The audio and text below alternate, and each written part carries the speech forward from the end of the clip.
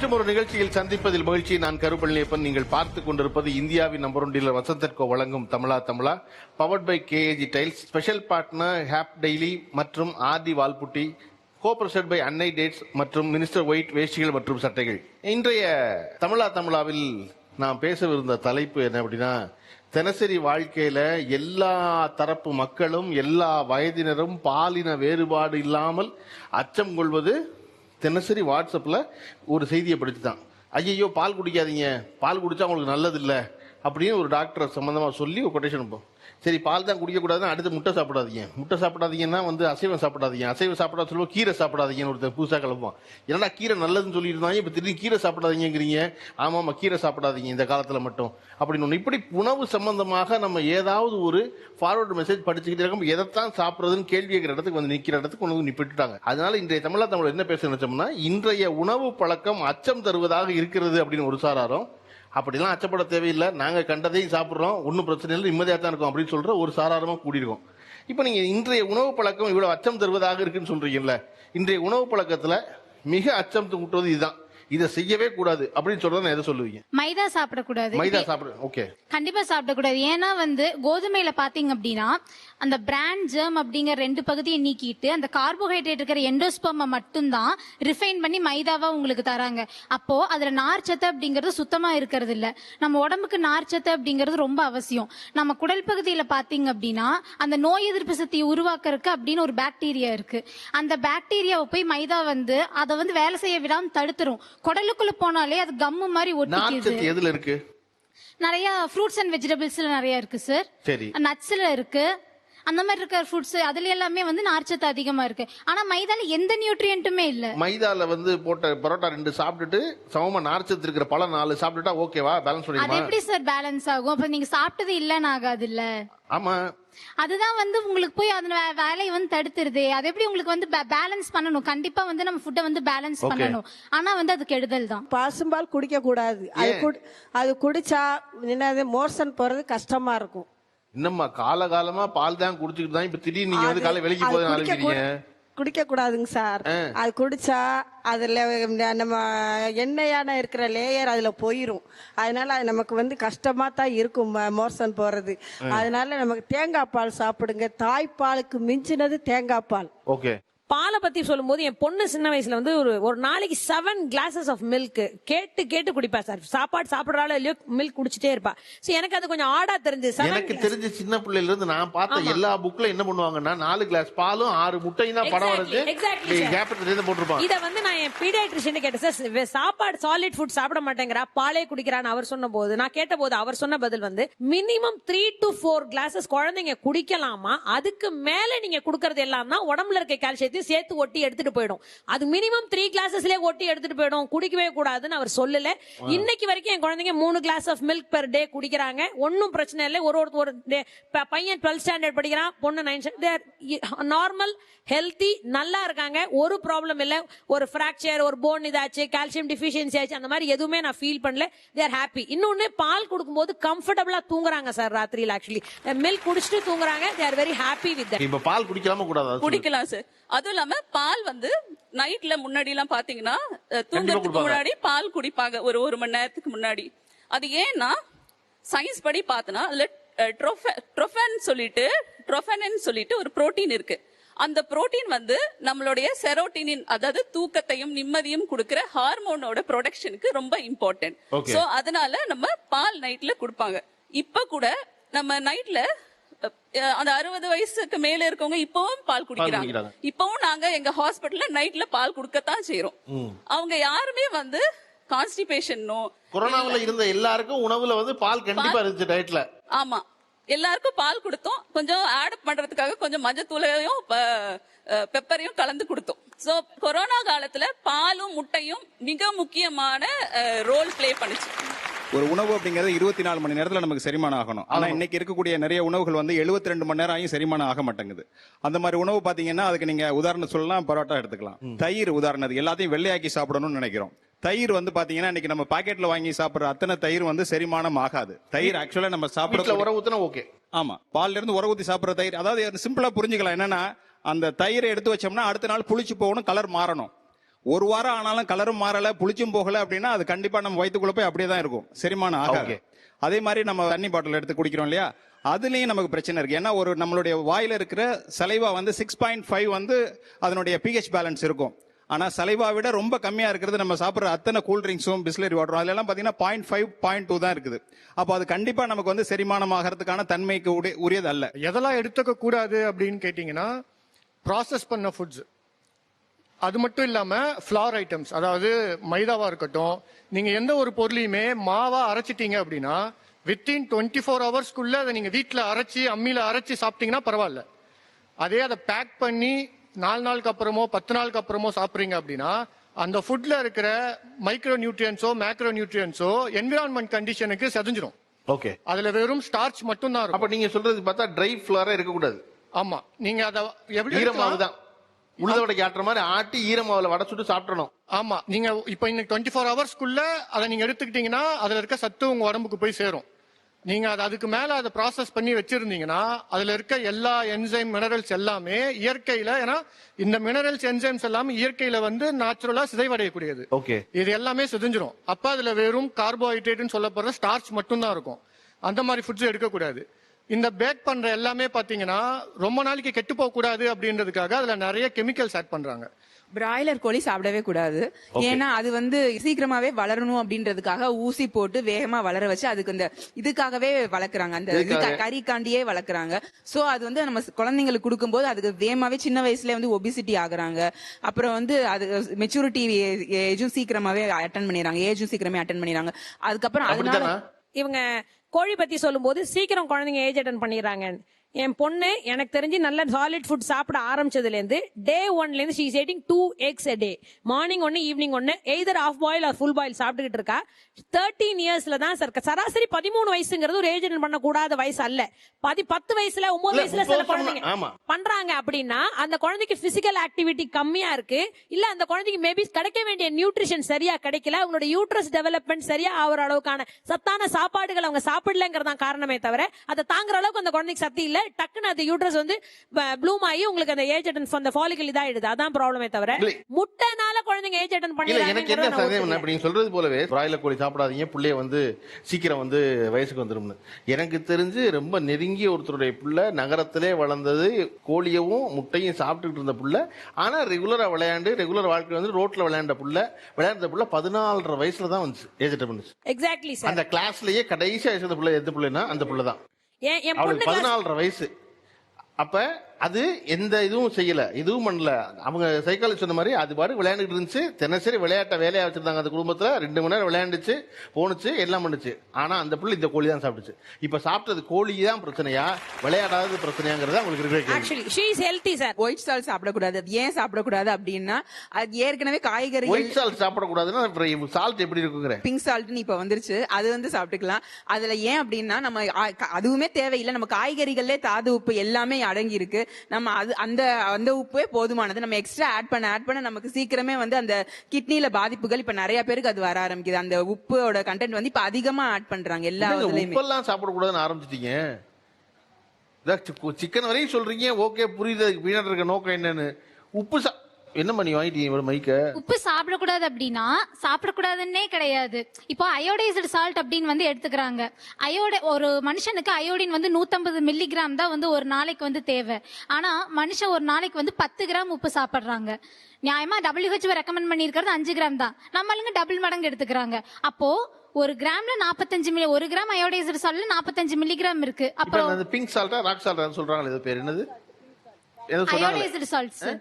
Iodine add பண்ணி pink salt புதுசா வந்து சொல்றாங்களே, அது ராக் சால்ட் இயற்கையில கிடைக்குது. Rock salt. ஆமா, இயற்கையா இருக்கிற பாறையை வெட்டி அந்த பாறையை தூள் பண்ணி கொண்டு வரதுதான் ராக் சால்ட். அந்த ராக் சால்ட் சாப்பிட்டா நமக்கு பிளட் பிரஷர் இதெல்லாம் குறையும்.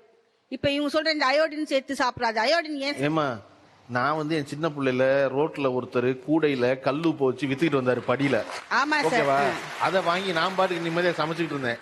அவர் கையில வந்து வாங்கி இந்த கல்லுப்பையா சாப்பிடுறீங்க, இதெல்லாம் நல்லது இல்ல, நீங்க அயோடைஸ்டு சால்ட் சாப்பிடுங்க அப்படின்னு கம்பெனி பேர் போட்டு பாக்கெட்ல வித்து, உப்பு பாக்கெட்டை வந்து 30 ரூபாய்க்கு 30 வருஷமா வித்து முடிச்சு, நான் நல்லா நைஸா கையில தொட்டோன்னு கரையிற ஒரு உப்புக்கு பழகுனதுக்கு அப்புறம் இதை வாங்காதீங்க, ராக் சால்ட் சாப்பிடுறாங்க. இதைத்தான் 30 வருஷம் முன்னாடி என் வீட்டு வாசல்ல வந்து சைக்கிள் வித்துக்கிட்டு இருந்தார் ஒரு ஆளு.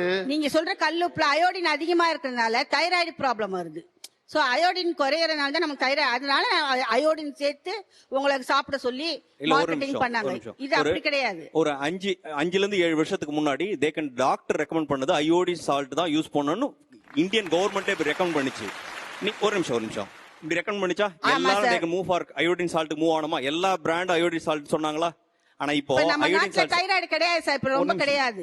நீங்க ஒரு 30 வருஷத்துக்கு முன்னால பாத்தீங்கன்னா நம்ம தாத்தா பாட்டிக்கெல்லாம் கழுத்துல வந்து முன்னால கழுத்து வீங்கி இருக்கும். அது வந்து தைராய்டு ப்ராப்ளம். அது எப்படி சாப்பிடுறதுன்னா இப்ப கடல் உண்மை நம்புறேங்கம்மா, நீங்க சொன்னதுல உண்மை இருக்கும் நம்புறேன். பெரும்பான்மை கூட்டம் எப்படின்னா யாரோ ஒரு அறிவாளி சொன்னா அப்படியே ஃபாலோ பண்ணும். ஒரு குறிப்பிட்ட காலத்துக்கு அவரே மாத்தி பேசுறப்பதான் நம்மள இவ்வளவு நாள் முட்டாள வச்சிருந்திருக்காங்களோ ஒரு கேள்வி வரும்ல. இப்ப நீங்க சொன்னீங்களே, ஒரு நிமிஷம் அயோடைன் சால்ட் சாப்பிட்டதுக்கு அப்புறம் தைராய்டு அதிகமாச்சா, அதுக்கு முன்னாடி அதிகமாச்சா? அதுக்கு முன்னாலதான் சார் அயோடின் சால்ட் சாப்பிட்ட நீங்க சம்பந்தப்பட்ட இல்ல காமன் மேனா விட்டுட்டு நீங்க யாராவது அந்த டிபார்ட்மெண்ட் பத்தி கேட்டீங்கன்னா அவங்க ரிசர்ச் சொல்லுவாங்க. அதுதான் சார் அயோடினே நம்ம ஆட் பண்ணது. நீங்க அவங்க கிட்ட கேளுங்களேன்.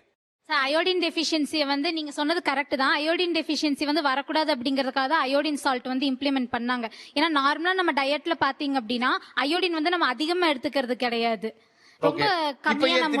அவர் கேக்குற கேள்வி என்ன, இப்ப ஏன் மறுபடியும் அயோடின் சால்ட் வேணாங்கறீங்க? சார் அயோடின் சால்ட் வேணாம்னு நான் சொல்லல, அதான் நான் சொல்றேன் பாருங்க. நாளைக்கு வந்து 150 மில்லிகிராம் எடுத்துக்க வேண்டிய அயோடின் நீங்க 450 மில்லிகிராம் எடுத்துக்கும் போது உங்களுக்கு தைராய்டு, கேன்சர், ஹைப்போதைராய்டிசம் எல்லாமே வருது.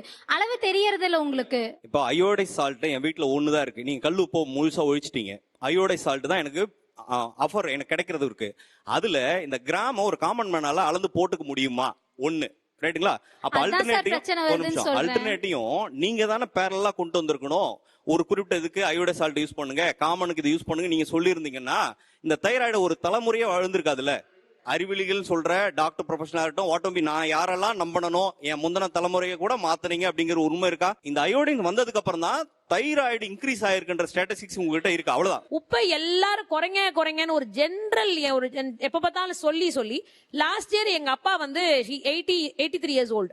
அவர் வந்து கீழே விழுந்துட்டார், தடுமாறி கீழே விழுந்து மேஜர் ஹிப் பிராக்சர். இந்த இடத்துல பால் அண்ட் சாக்கெட்ல பிராக்சர் ஆகி அவருக்கு ரீப்ளேஸ்மெண்ட் ஆச்சு. அப்ப டாக்டர் சொன்ன ஃபர்ஸ்ட் விஷயம் சோடியம் குறைச்சலா இருக்கு.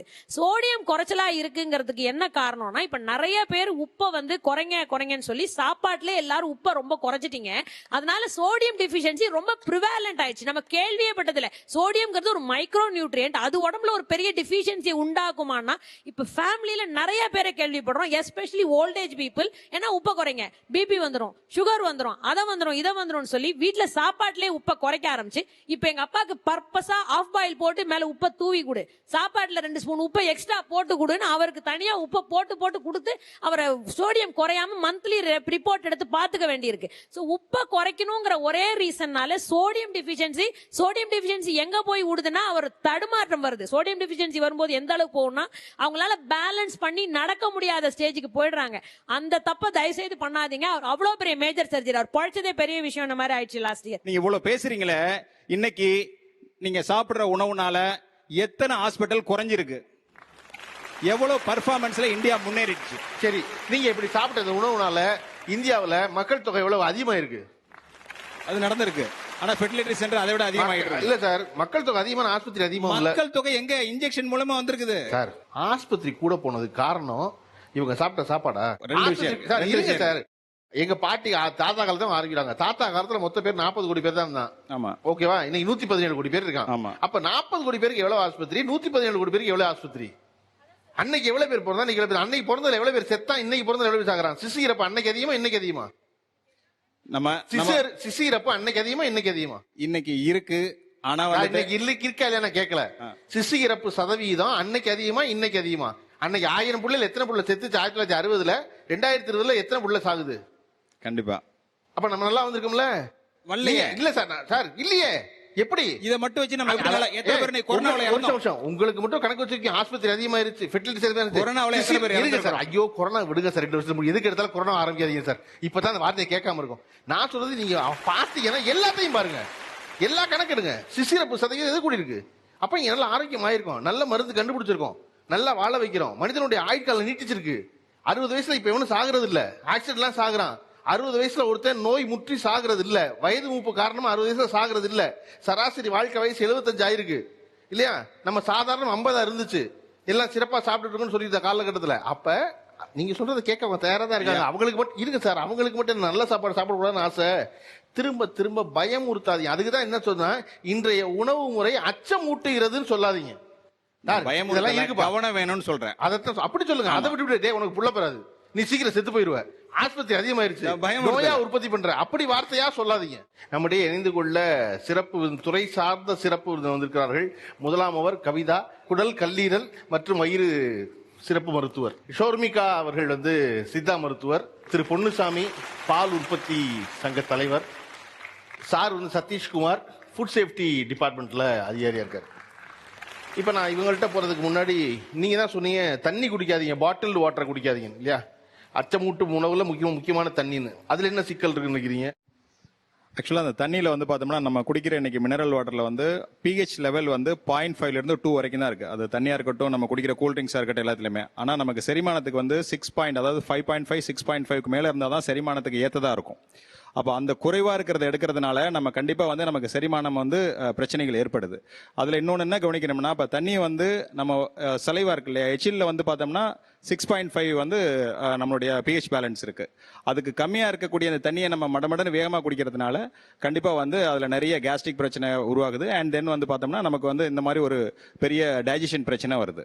நீங்க சொல்ற அந்த கூல் ட்ரிங்க்ஸ் சாஃப்ட் ட்ரிங்க்ஸ்ல ஒண்ணு அந்த மாதிரி இருக்கலாங்க. மினரல் வாட்டர் 2 நாங்க சொல்ற வர்றது என்னன்னு கேட்டீங்கன்னா, மினரல் வாட்டர்ன்ற பேர்ல யாரும் விற்கிறது இல்லைங்க. இப்போ பேக்கேஜ் ட்ரிங்கிங் வாட்டர், அதாவது அடைக்கப்பட்ட குடிநீர் தான் விற்கப்படுது. அப்படி விற்கப்படுற எல்லா தண்ணியுமே bureau of Indian standard, that is அந்த இந்திய தர ஆணையம் மற்றும் இந்திய உணவு பாதுகாப்பு மற்றும் தர ஆணையத்தோட உரிமங்களை பெற்று சுமார் ஒரு 50க்கும் மேற்பட்ட சோதனைகளை செய்து அதற்கு பிறகுதாங்க வெளியிலேயே அனுப்புறோம். அப்படி பார்க்கும்போது இந்திய தர ஆணையத்தின் உத்தரவின்படி 6.5 7.5 வரை pH இருந்தால் மட்டுமே அந்த மாதிரி எங்கு சென்றாலும் அங்கே அது பாஸ் ஆகும். மற்றபடி TDS என்பது ஒரு குறிப்பிட்ட சதவீதம் கொடுத்திருக்கின்றார்கள்.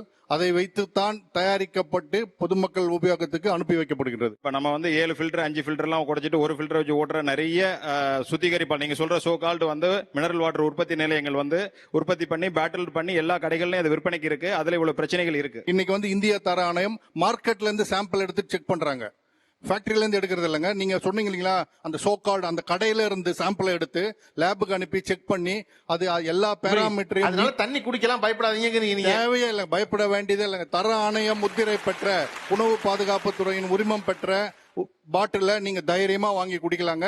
எங்க கிடைச்சாலும் வாங்கி குடிக்கலாம். அப்படி சந்தேகம் இருந்ததுன்னா நீங்க போயிட்டு BIS யாருக்கு ரிப்போர்ட் பண்ணணையா, அதுல குறைவா இருக்குன்னா யாருக்கு ரிப்போர்ட் பண்ணணும்? நாங்க நீங்க இந்திய தர ஆணையத்துக்கு சொல்லலாம், நம்ம உணவு பாதுகாப்பு அதிகாரிகளுக்கு சொல்லலாம். போன் நம்பர் அதுக்கு BIS.org வெப்சைட்டே இருக்குங்க. அதுலயே உங்களுக்கு ஒரு விண்டோ இருக்கு, அங்கேயே கம்ப்ளைண்ட் ஃபைல் பண்ணலாம். நீங்க இன்றைய உணவு பழக்கம் அச்சமூட்டுவதாக இருக்கிறது என்று ஒரு சாராரும், அச்சப்பட தேவையில்லை என்று மறுசாராரும் பேசிக் கொண்டிருக்கிறோம். நீங்க சொன்னீங்க முட்டை சாப்பிடக்கூடாதுன்னு, வெள்ளையா இருக்குது.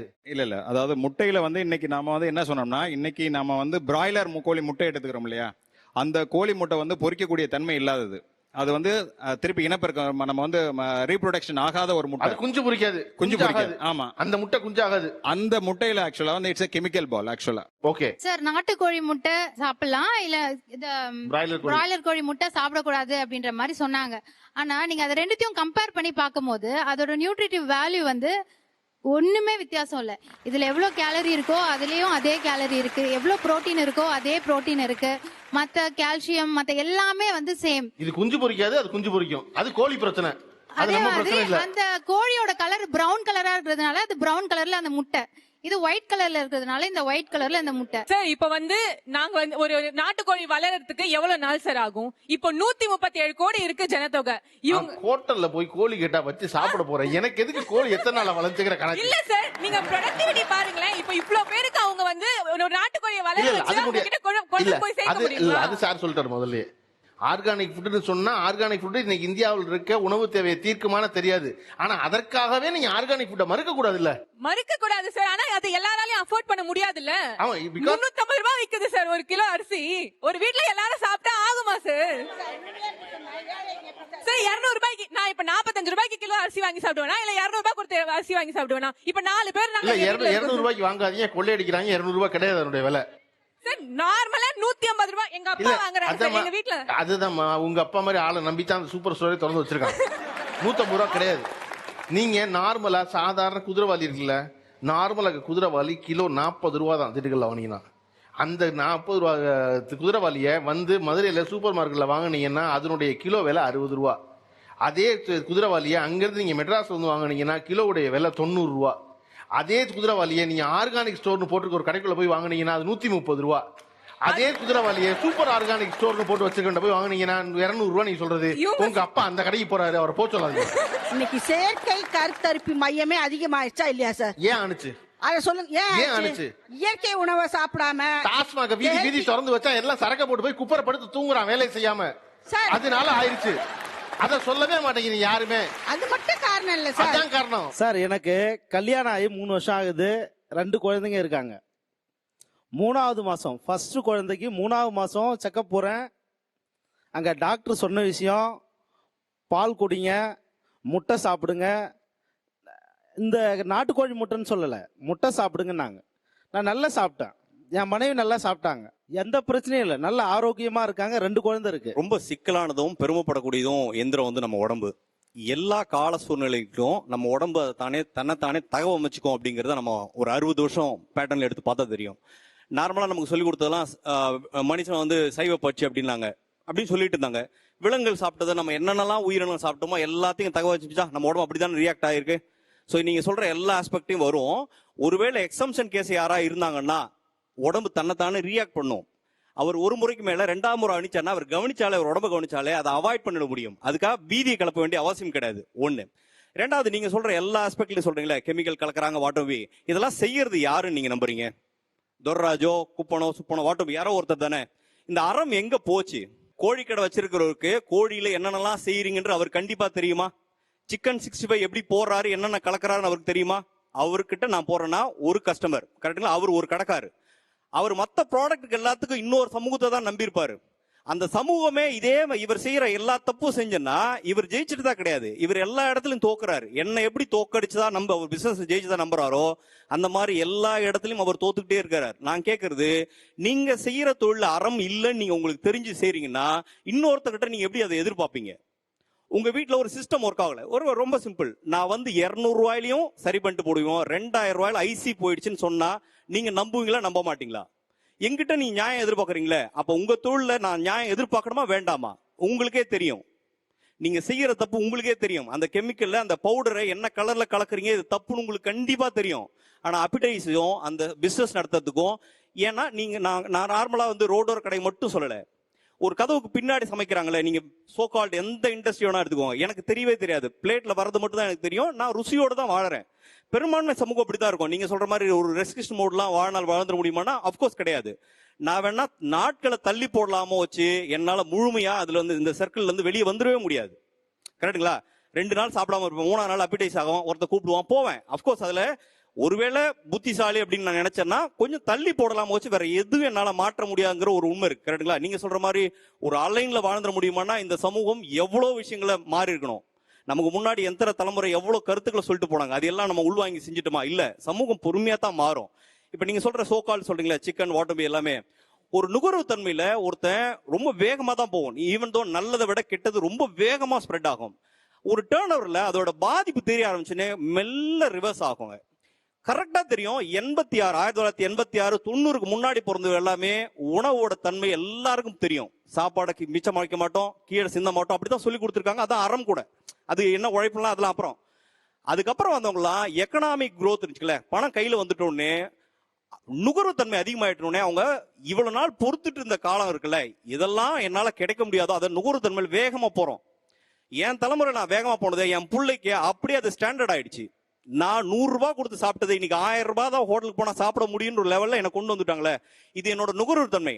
அதுல நீங்க சொல்றதுல ரெஸ்ட்ரிக்ஷன் நான் வந்து தடை பண்ணிக்கலாம் இல்ல குறைச்சிக்கலாம் வச்சு என்னால தப்பிச்சு போக முடியாது. சமூகத்துக்கு கேட்கிற ஒரே விஷயம், நீங்க செய்யற தொழில ஒரு அறம் ஒண்ணு இருக்கணும் தானே. அது மிஸ் ஆயிடுச்சுன்னா நீங்க வெளியே யாருக்கிட்டயுமே அதை எதிர்பார்க்க கூடாது தானே. ஓகே, நான் விவசாயில இருந்தே சொல்றேன், வேற வாய்ப்பு இல்லைன்னா விட்டுருங்க. நீங்கன்னு சொல்றது உங்களை இல்ல, மொத்தம் சமூகம். நான் ஒரு தொழில இருக்கேன், நீங்க ஒரு தொழில இருக்குன்னா என் தொழில நான் நியாயமா இல்லாதப்போ இன்னொருத்தர்கிட்ட நியாயம் எதிர்பார்க்கறதுல எந்த காரணமும் இல்லையே. ஈவன் தோ உடனே பாதிக்கிறது உணவு தான். ரெண்டே விஷயம் தான் அவனோட கண்ட்ரோல்ல இருக்குது. நான் என்ன சாப்பிடலாம் சாப்பிட வேணாம் பதிலே இல்ல. அளவீடுகள் அவர் உங்களை குற்றமே சொல்லல. பால் வந்து ஆரம்பிக்கும் போது அச்சமூட்ட அவங்க சொன்னாங்க. அதாவது என்னன்னா, நீங்க வந்து பால் நிறுவனத்து சங்கத்தின் தலைவரா இருக்கிறதுனால அதை உங்கள்கிட்ட கேட்கணும் பொன்னுச்சாமிட்ட. அவர் வந்து என்ன சொன்னாரு, ஜெர்சி பால் குடிக்காதீங்க, ரோட்ல அலைகிற மாட்டுடைய பால் குடிக்காதீங்க, ஏன்னா பிளாஸ்டிக் பையெல்லாம் சாப்பிடுது அப்படின்னாங்க. நான் கேட்டேன், அப்ப ஆவின்ல வளர்க்க பால் சாப்பிடலாமா, ஏன்னா பண்ணையில வச்சு வளர்க்கப்படுது, அதுல ஒரு பிளாஸ்டிக் சாப்பிடல இது சாப்பிடலன்னு. அதே போல இந்த பால் இருக்க சிக்கல் என்னவெல்லாம் கேடு. முதல்ல ஆவின் தனியார் என்கின்ற பாகுபாடை நம்ம பார்க்க வேண்டியது இல்லை அப்படின்றதான் பாலை பொறுத்த வரைக்கும் நான் சொல்லக்கூடிய ஒரு தகவல். ஏன் அப்படின்னா, எல்லா நிறுவனங்களும் பால் பண்ண ஒரு பண்ணைக்குள்ள மாடுகளை அடைச்சி வச்சு பால் உற்பத்தி பண்ணி உங்களுக்கு கொடுக்கல. விவசாய நிலங்கள்ல, மேய்ச்சல் நிலங்கள்ல மாடுகளை ஆரோக்கியமா மேய விட்டு அந்த மாடுகளுக்கு தேவையான தீவனங்கள், உலர் தீவனங்களாகட்டும், புண்ணாக்காகட்டும், பசுந்தீவனமாகட்டும், இது போன்ற தேவையான தீவனங்களை கொடுத்து ஆரோக்கியமான முறையில் தான் பாலை கறந்து கொண்டு வந்து அது முறையான பராமரிப்புக்கு பின்னர் பல்வேறு கட்ட பரிசோதனைக்கு பின்னால் தான் பாக்கெட்ல அடைச்சு வருது. தமிழகம் முழுக்க உணவு பாதுகாப்புத்துறை மத்திய அரசுடைய FSSAI ஆய்வகங்கள் 5 இருக்கு. ஏன் அந்த 5 ஆய்வகங்கள்ல பால்ல உயிருக்கு தீங்கி விளைவிக்கக்கூடிய ரசாயனங்கள் கலப்படம் செய்வது கண்டறியப்பட்டிருக்கா? நீங்க இதுவரைக்கும் எடுத்த பரிசோதனைகள்ல எந்தெந்த நிறுவனங்கள் மாதிரிகள்ல கலப்படம் செய்வது, உயிருக்கு தீங்கி விளைவிக்கக்கூடிய ரசாயனங்களாகட்டும் இல்ல வேறு மாதிரியான கலப்படங்கள் நடப்பதாகட்டும் கண்டுபிடிக்கப்பட்டிருக்கிறதா அப்படின்னு சொல்லி கேட்டதுல தமிழக அரசுடைய 32 ஆய்வகங்கள்ல இருந்து வந்த தகவல், உயிருக்கு தீங்கி விளைவிக்கக்கூடிய எந்த விதமான ரசாயன கலப்படமும் எந்த பால் நிறுவனங்களிலும் இல்லை என்பதுதான். அதற்கடுத்து பாத்தீங்கன்னா, அந்த சம்பந்தப்பட்ட நிறுவனத்துக்கு, அது ஆவினாகட்டும் இல்ல தனியார் பால் நிறுவனங்களாகட்டும், அந்த நிறுவனத்துக்கு அந்த பால் வரும்போது முதல்ல தர பரிசோதனை பார்ப்பாங்க. அந்த பால் கறந்து எவ்வளவு நேரம் ஆச்சு, அதாவது அதுல கிருமி ஏதாவது பாக்டீரியா, கெட்ட பாக்டீரியாக்கள் வந்து சேர்ந்திருக்குதா, இதோடைய செல்ஃப் லைஃப் எவ்வளவு நேரம் இருக்கும் போன்ற கிட்டத்தட்ட 40க்கும் மேற்பட்ட பரிசோதனைகளை செய்துதான் அந்த பாலை கொள்முதல் செய்யறாங்க. மாடுகளுக்கு நோய் வந்தா ஊசி போடுறாங்க இல்லையா, ஆன்டிபயோட்டிக் இன்ஜெக்ஷன், அந்த இன்ஜெக்ஷன் போடக்கூடிய அந்த மருந்து கூட அந்த பால் பரிசோதனையை கண்டுபிடிச்சிட முடியும். அப்படி கண்டுபிடிக்கக்கூடிய அந்த பால்ல ஆன்டிபயோட்டிக் இருக்கு அப்படின்னு தெரிஞ்சாலே அந்த பாலை சம்பந்தப்பட்ட ரிஜெக்ட் பண்ணிடுவாங்க, ஆவினா இருந்தாலும் தனியாராக இருந்தாலும். அதனால பொதுமக்கள் யாருமே அச்சப்படவே தேவையில்லை. ஆனா சமூக வலைதளங்கள் என்ன பரப்புறாங்கன்னா, நீங்க குடிக்கிறது பாலே இல்ல, ஏன்னா இன்னைக்கு மாடுகளே இல்ல, பால் உற்பத்தி எப்படி சாத்தியம்னு. 1970 வெண்மை புரட்சி என்கின்ற ஒரு நிகழ்வு நடந்தது பிறகு நாட்டு மாடுகள் அழிஞ்சிருச்சு. நான் இல்லைங்கள, நாட்டு மாடுகளுடைய பால் உற்பத்தி 1 லிட்டர்ல இருந்து 2 லிட்டர் வரைக்கும் மட்டும்தான் பால் உற்பத்தி செய்ய முடியும், மறுக்கல. ஆனா கலப்பின பசுக்கள் வந்த பிறகுதான் உலக பால் உற்பத்தியிலேயே தன்னிறைவு அடைந்த நாடாக இந்தியா இருக்கு. அப்படி தன்னிறைவு அடைந்த நாடாக இருக்கக்கூடிய வகையில நமக்குள்ளேயே ஒரு தவறான தகவல்களை வாட்ஸ்அப்லையும் சமூக வலைதளங்களையும் பரப்பி பால் நுகர்வை கடுமையாக குறைக்கக்கூடிய ஒரு அவலத்தை இன்னைக்கு ஏற்படுத்திட்டு இருக்காங்க. இயற்கை மருத்துவம், சித்தா, இதெல்லாம் ஆயுர்வேதா இதெல்லாம் சொல்லும் பொழுது இந்த இயற்கை உணவுன்னு ஒன்று வந்துருது அதுல. ஓகேவா? இவர்கள் எல்லாரும் என்னன்னா, உணவு என்பது ரொம்ப இயற்கையானதா, எந்த உரமும் சேர்க்காத இயல்பாக நம்ம இடத்துல விளைகிறத சாப்பிட்டீங்கன்னா உங்களுக்கு நோயே வராதுன்னு சொல்லிட்டே இருக்காங்க. அது உண்மையா? இப்போ நீங்க சொல்ற மாதிரி உணவு சாப்பிட்டா நோயே வராதுன்னு அர்த்தம் இல்லை, இவங்க சொல்ற மாதிரி சாப்பிட்டாலும் நோய் வராதுன்னு அர்த்தம் இல்லை. உடல் உழைப்பு இருந்தா மட்டும்தான் நோய் வராது. இப்போ நான் சும்மா ஒரு பேச்சுக்கு இங்க ஒரு பிராய்லர் முட்டை, ஒரு நாட்டுக்கோழி முட்டைனா உங்க குழந்தைக்கு நீங்க எதை ப்ரிஃபர் பண்ணுவீங்க? மனசாட்சி தொட்ட சொல்லணும், நாட்டுக்கோழி தான் ப்ரிஃபர் பண்ணுவோம் இல்லைங்களா? இப்போ ஒரு பாலிஷ் ரைஸ் வைக்கிறோம், அன்பாலிஷ்ட் ரைஸ் வைக்கிறோம்னா எதை நம்ம ப்ரிஃபர் பண்ணுவோம்? அன்பாலிஷ்ட், ஃபுல்லா ரீஃபைன். அப்போ ரீஃபைன் ஆயில் வைக்கிறோம், செக்ல என்ன வைக்கிறோம்னா which will we prefer? எனக்கு சத்தானதை கொடுங்க. எனக்கு சத்தானது கிடைக்காத பட்சத்துல, நீங்க அந்த எல்லோ செடி சொன்ன மாதிரி சத்தானது கிடைக்காத பட்சத்துல நீங்க ஓவரா நீங்க growth ஹார்மோன் போடுறீங்க, கண்ட ப்ரிசர்வேட்டிவ் சேர்க்கறீங்க, அதெல்லாம் நான் அதை எடுத்துக்கிறேன். ஒருவேளை சத்தானது எனக்கு கிடைச்சதுன்னா 200% நான் சத்தானதுக்கு தான் போவேன். கரெக்டுங்களா? அண்ட் ஆல்சோ இன்னொரு பேச்சர் என்ன சொன்னார்னா, எனக்கு வந்துட்டு ஒரு 200 ரூபா கொடுத்து அரிசி வாங்க முடியல. ஆனா இப்ப நான் எங்ககிட்ட வர பேஷண்ட்ஸ் பத்தி நான் சொல்லணும்னா 5000 ரூபாய் 6000 ரூபாய் கொடுத்து மாசம் ஹாஸ்பிட்டலுக்கு செலவு பண்ண யூ ஆர் ரெடி.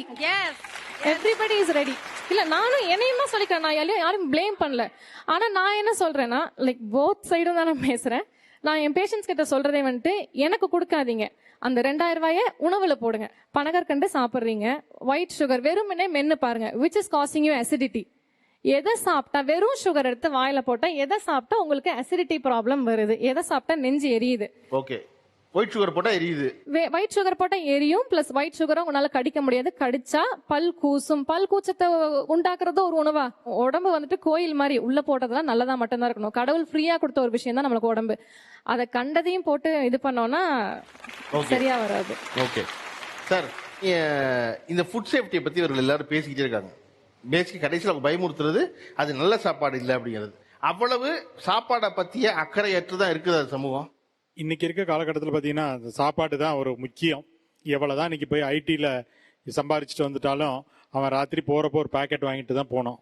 ஸோ அப்படி இருக்கிறப்போ இதில் நிறைய கலப்படங்கள் தான் நாங்கள் பார்க்குறோம். எங்கள் ஃபுட் டிபார்ட்மெண்ட் துறையில் பார்க்குறப்போ கலப்படங்கள் தான் நான் பார்க்குறோம். இப்போ உதாரணத்துக்கு இன்னைக்கு இடத்துல இன்னைக்கு ஹாட் டாபிக் ஓடுறது ஷவர்மா மாதிரி. இன்னைக்கு பிரியாணியிலலாம் பார்த்தீங்கன்னா என்னென்ன கலர்ஸ் ஆட் பண்ணுறாங்கன்னு தெரியல. ஸோ அது மாதிரி சிக்கன் பொறுத்தவரையில் இன்னைக்கு இந்த ஷவர்மாவெல்லாம் பார்த்தீங்கன்னா இன்னைக்கு ஒரு குழந்தை இறந்துருக்கிறா அப்படின்னு சொன்னோம்னா கேரளாவில், அது நம்ம மாவட்டத்தில் 3 பேர் பாதிச்சிருக்காங்கன்னா மெயினாக அந்த ஷவர்மானால இம்ப்ராப்பராக குக் பண்ணுறது எனக்கு ஒரு சந்தேகம், அது ஷவர்மாவால இல்ல, அந்த ஷவர்மாவை ஒழுங்கா பண்ணாததால. ஆமா, ஷவர்மான்றது ஒரு நல்ல உணவு தான். அது வந்து டர்க்கிஷ் ஃபுட்டு, அவங்க வந்திருக்கு நல்ல, அது ப்ராப்பரா குக் பண்ணாம எடுத்து சாப்பிட்டனால அதுல அந்த ஷிகல்லான்ற பாக்டீரியா இன்ஃபெக்ட் ஆகி அது அந்த குழந்தைக்கு குடல்ல இருந்து ரத்தத்துல போயிட்டு செப்டிசிமியான்னு நாங்க சொல்லுவோம். அந்த செப்டிசிமியா ஷாக்குக்கு போனோடனே அவளை ரிவைவ் பண்ண முடியாம அவ இறந்து போயிடறான். அதே மாதிரி தான் எந்த உணவா இருந்தாலுமே நம்ம நான்வெஜ் உணவுல பாத்தீங்கன்னா இந்த மாதிரி பாக்டீரியாஸ் நிறைய வரக்கூடிய வாய்ப்புகள் மிக மிக ஜாஸ்தி. அது நம்ம ரோட் சைட்ல எல்லாம் பார்த்தோம்னா ரோடு பஸ் போறப்ப பறக்கிற புழுதி பூரா அந்த சிக்கன் மேலதான் போய் படுது. ஸோ அந்த சிக்கனை அவங்க வெட்டி வெட்டி கொடுக்குறோம், சீக்கிரம் கொடுக்குற வச்சு உள்ளுக்கார அந்த கான்டாக்ட் டைம்னு நாங்கள் சொல்லுவோம். ஃபயருக்கும் அந்த சிக்கனுக்கும் இந்த கான்டாக்ட் டைம் மினிமம் 2 மினிட்ஸாக இருந்தால் தான் அந்த சிக்கன் வேகும். அப்போ வேகமாக வெட்டுறப்போ உள்ளுக்கார இருக்கிற சிக்கன் வேகாமையும் காலையிலேயே அவன் எடுத்து சொருவி வச்சிருப்பான். அதனால அதில் பாக்டீரியாவோ வைரஸோ ஃபங்கலோ எது ஃபார்ம் ஆயிருக்கோ அதை தான் நம்ம முன்கொள்றோம். நீங்க இப்ப ஒரு அதிகாரியா இருக்கிறதுனால இந்த கேள்வி கேட்கிறேன். இந்த ஷவர்மாவை எல்லா கடையிலையும் கடைக்கு வெளியே தான் வச்சிருக்கான். காரணம் வாடிக்கையாளர் ஈர்க்கணுங்கிறதுக்காக. இங்க ஷவர்மா கிடைக்குங்கிறதுக்காக. அதுக்கு முப்புறம் தான் கண்ணாடி இருக்கும், ஒரு புறம் கண்ணாடி இருக்காது எப்பவுமே. ஓகேவா? ஆனா நீங்க இப்ப இன்னைக்கு அந்த சாப்பாடு சரிவர தயாரிக்கப்படாததுனால் அது ஒரு புள்ளைக்கு பாதிக்கப்பட்டு அந்த புள்ள இறந்த உடனே அவசரமா ஷவர்மா கடையெல்லாம் பூட்டுன்னு சொல்ற அதிகார வர்க்கம் ஒரு நாள் கூட இந்த ஷவர்மா பண்றத கடைக்குள்ள வச்சு பண்ணு, ஹைஜீனிக்கா பண்ணு, இப்படித்தான் விற்கணும்னு முன்னாடியே இதை சொல்வதற்கான நிலை எடுக்கவே மாட்டேங்கிறோம். நம்ம இல்ல, நாங்க சொல்லிட்டு தான் இருக்கோம். நாங்க எங்கெல்லாம் இன்ஸ்பெக்ஷன் போறோம்னா இப்ப பாத்தீங்கன்னா இதுக்கு முன்னாடி நான் போன ஒரு 3-4 மாசத்துக்கு முன்னாடி பாத்தீங்கன்னா அவ்வளவு சிக்கன்ஸ் எல்லாம் நாங்க கிரில் சிக்கன் போட்டு ஓட்டிட்டு இருந்ததெல்லாம் நான் தான் புடுங்கி நானே குப்பையில போட்டேன். கிட்டத்தட்ட 100 கிலோ 200 கிலோ இருக்கும் சிக்கனே. ஒவ்வொரு கடையிலும் எங்கெங்க இருக்குதோ அத்தனையுமே சென்னை மாவட்டத்தில் பாத்தீங்கன்னா எல்லாத்தையும் புடுங்கி கம்பல்சரி போட்டேன். அதே மாதிரி அந்த கெமிக்கல்ஸ் அந்த கலரிங் ஏஜென்ட்ஸ் எல்லாமே நாங்க புடுங்கி எல்லாம் கீழே தான் போட்டோம். ஆனா நம்ம இந்த பக்கம் போயிட்டு வந்துட்டோம்னா பின்னாடி ஆரம்பிச்சிடறாங்க. இந்த மனசாட்சின்றது அவங்க கிட்ட இல்லாதனாலதான் அவங்க திரும்ப அவங்க பண்றாங்க. நீங்க ஏதோ டெமான்ஸ்ட்ரேஷன் காட்டுறீங்க இல்ல, இந்த வித்தியாசம் தெரியுறதுக்கு.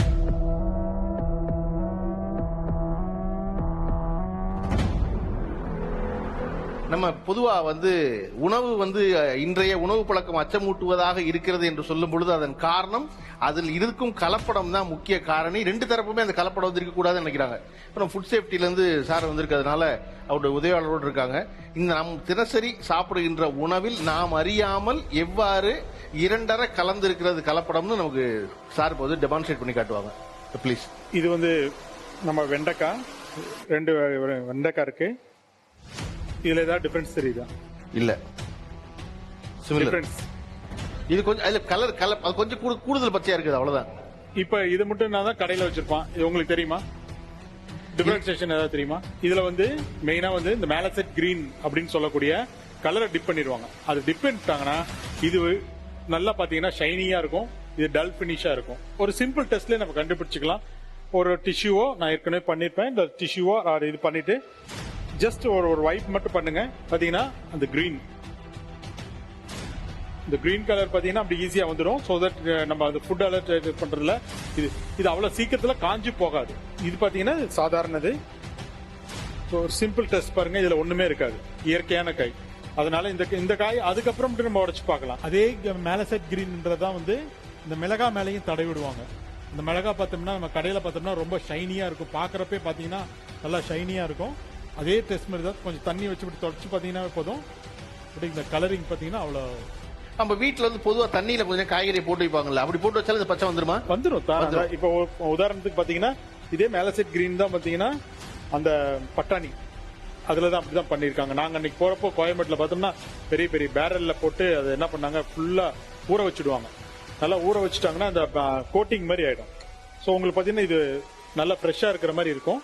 But it is not fresh. இது வந்து பாத்தீங்கன்னா நார்மலா நம்ம உரிச்சு வச்சிட்டோம்னாவே காலையில இருந்து ஆஃப்டர்நூன் ஒரு மத்தியானத்துக்குள்ளேயே பாத்தீங்கன்னா சுருங்க ஆரம்பிச்சிடும். ஆனா இந்த பட்டாணி வந்து பாத்தீங்கன்னா ஒரு நாள் 2 நாளுக்கு கூட அப்படியே ஃப்ரெஷ்ஷாவே இருக்கும், அப்படியே இருக்கும். ஆனா இப்ப தண்ணியில போட்டோம்னா பச்சை ஆக ஆரம்பிச்சிடும். ஆமா, உடனே கொஞ்சம் நீங்க உங்களுக்கு சந்தேகப்பட்டீங்கன்னா நீங்க அந்த மாதிரி ஒண்ணுமே வேண்டாம், இந்த தண்ணியில மட்டும் போட்டுடுங்க. அது கொஞ்ச நேரம் ஊற வச்சா போதும், ஒரு 5 நிமிஷம் ஊறிச்சுனா போதும். the water will come as a green. இது வந்து 100% இந்த கிரீன்ன்றது வந்து கேன்சர் உண்டு பண்ணக்கூடியது. நம்ம பீன்ஸ் வாங்கணும் அப்படின்னு சொன்னோம்னா நம்ம வந்து ஃபுல்லா காயாவே வாங்கிக்கலாம். நம்ம வீட்டுல உரிச்சுக்கிறது சேஃபர். இது போட்டு பார்த்தோம்னா ஒண்ணுமே உங்களுக்கு கலர்ஸ் வராது, இயற்கையா அப்படியே இருக்கும். ரெண்டுமே தேன்ல பார்த்தோம்னா மெயினா பார்த்தோம்னா நம்ம இட் இஸ் a பியூர் தேன்னா பார்த்தோம்னா வாட்டர்ல it won't get dissolved. It should அப்படி பாத்தீங்கன்னா அடியில் அப்படியே தேங்கி நின்றுடும். ஓகே, அப்படியே நின்றுடும். நம்ம தேன்ல மெயினா அடல்ட்ரேட் பண்றது பாத்தீங்கன்னா மெயினா சக்கரை பாகு தான் மெயினா கலப்பாங்க. அப்படியே டிசால்வ் ஆயிடும் ஃபுல்லாவே. You can see the difference. பால்ல மெயினா வந்து நமக்கு வந்து வாட்டர் தான் மெயினா கலப்பாங்க. நம்ம ஊருக்கு பொறுத்தவரையில வாட்டர் தான். நம்ம ஒரு பிளேட்ல கூட இது பண்ணலாம், இதே டெஸ்ட் தான். சும்மா ஒரு 2 சொட்டு எடுத்து பிளேட்ல வச்சு போட்டோம்னா கூட தடம் வந்து தெரிஞ்சதுன்னா ஒரிஜினல் பால். இந்த மிளகுல பாத்தீங்கன்னா அதுல பப்பாளி விதைகள் நிறைய கலப்பாங்க. பப்பாளி விதைகளும் மிளகும் பார்த்தோம்னா ஒரே மாதிரி இருக்கும். மிளகு வந்து இட் வில் கோ டவுன். பப்பாளி விதைகள் வந்து வெயிட்லெஸ்ஸா இருக்கனால அதெல்லாம் மிதக்கும். அப்படியே மேல மிதக்கிறதுல பப்பாளி விதை, கீழே இருக்கிறதுல மிளகு. ராகி நமக்கு இப்பதான் நிறைய பேர் வாங்கி சாப்பிடுறாங்க. ராகில பார்த்தோம்னா டை கலப்பாங்க. இந்த ஷர்ட் யூஸ் பண்ணக்கூடிய இந்த ட்ரைன்னு சொல்லுவோம். அது பார்த்தோம்னா ரொம்ப ரொம்ப ஈஸி.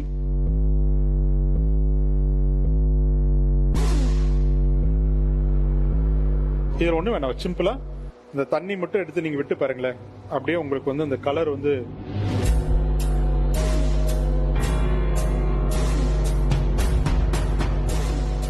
இது வந்து ஒரிஜினல் ராகி, இது வந்து கலர் ஆடட். சரி, இப்ப இன்னைக்கு எங்களுக்கெல்லாம் வாய்ப்பு இருந்துச்சு, நீங்க வந்து இன்னைக்கு இதை பண்ணி காட்டுறீங்க. பொதுவா இதெல்லாம் பார்க்க வாய்ப்பு இல்லாத ஒருத்தருக்கு பொதுவா ஃபுட் சம்பந்தப்பட்ட அடல்ட்டர் விஷயங்களை தெரிஞ்சுக்கணும்னா எங்க போய் தெரிஞ்சுக்கிறது?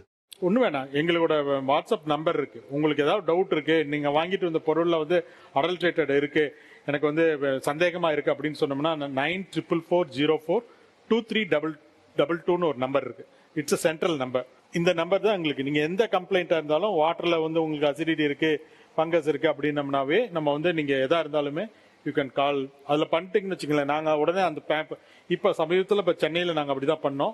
வாட்டர்ல எங்களுக்கு கம்ப்ளைண்ட் வந்தது, அந்த கம்பெனியை போய் நாங்க இழுத்து சீல் பண்ணிட்டு வந்துட்டோம். ஏன்னா கம்ப்ளீட்டா தண்ணி எல்லாம் எடுக்க சொல்லிட்டு. ஸோ அந்த மாதிரி இந்த ஃபங்கல் ஃபார்மேஷனே இருந்தது அதுல.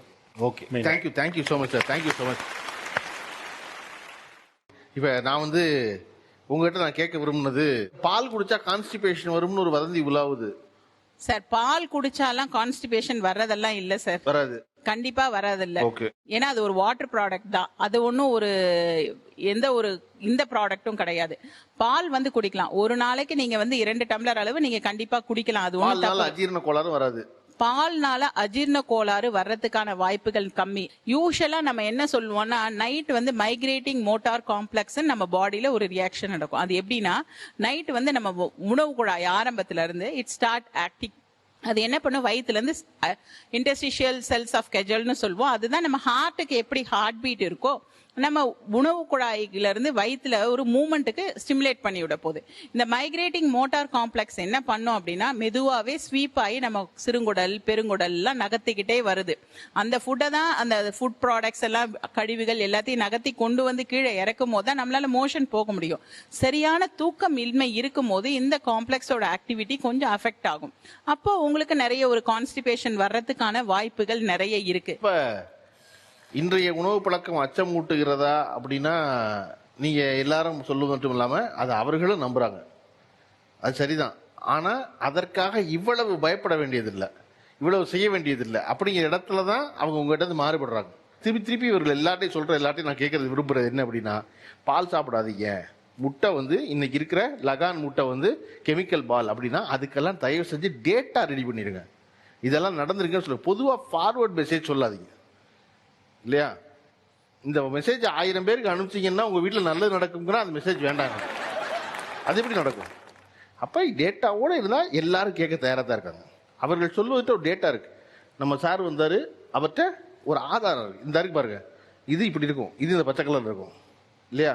டாக்டர் ஒன்று சொல்றாங்க, 1/2 மணி நேரம் விளையாண்டு சாப்பாடெல்லாம் அப்புறம் யோசிக்கலாம், தினசரி 1/2 மணி நேரம் முதல்ல உன்னால உடல் உழைப்பு இல்லை, அந்த வேலை செய்யலையா, நீ வலுக்கட்டாயமா கிரவுண்டுக்கு போ, ஓடு, எதையாவது செய்யி, நட, வேர்க்கட்டும் அப்படின்னு. அப்ப இதை போல அடிப்படையான வேலைகளை நம்ம செய்யறோமா அப்படிங்கிறது ரொம்ப முக்கியம். அந்த அடிப்படையை நோக்கி இந்த சமூகத்தை மேம்பட எல்லாரும் சேர்ந்து சிந்திப்பதும் இதை போல உள்ள உரையாடல்கள் ரொம்ப அவசியம். நிகழ்ச்சியில் சிறப்பாக பங்காற்றிய இருவருக்கு பரிசளிப்பது வழக்கம். கௌரா பதிப்பகம் வழங்கும் ரூபாய் 4000 மதிப்புள்ள புத்தகத்தை இந்த பக்கம் பரிசா பெறவர் வாங்க, விவசாயி நீங்க தான்.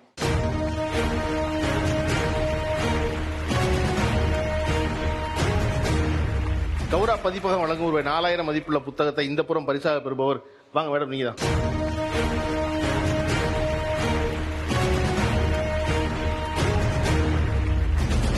அன்னை டேட்ஸ் வழங்கும் ரூபாய் 5000 மதிப்புள்ள கிஃப்ட் ஆம்பரை பரிசா பெறது.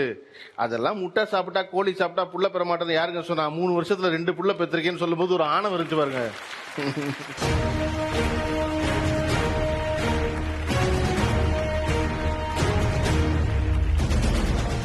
அன்னை டேட்ஸ் வழங்கும் ரூபாய் 5000 மதிப்புள்ள கிஃப்ட் ஆம்பர் இந்த பக்கம் பரிசா பெற மற்றொருத்தர். தம்பி வாங்க.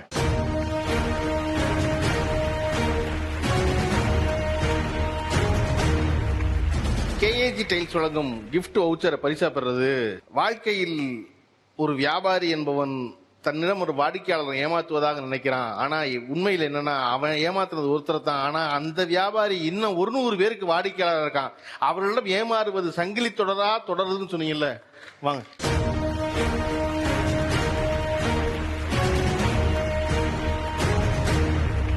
நிகழ்ச்சியில் கலந்து கொண்ட அனைவருக்கும் அன்பும் நன்றியும். மீண்டும் அடுத்த வாரம் சந்திப்போம், வேறு தலைப்பில் சிந்திப்போம். நீங்கள் பார்த்துக் கொண்டிருந்தது இந்தியாவின் நம்பர் 1 டீலர் வசந்த் கோ வழங்கும் Tamizha powered by KAG tiles. Special partner hap daily மற்றும் Aadhi wall putty, co present by Annai dates மற்றும் மினிஸ்டர் ஒயிட் வேஷ்டிகள் மற்றும் சட்டைகள். மீண்டும் சந்திப்போம்.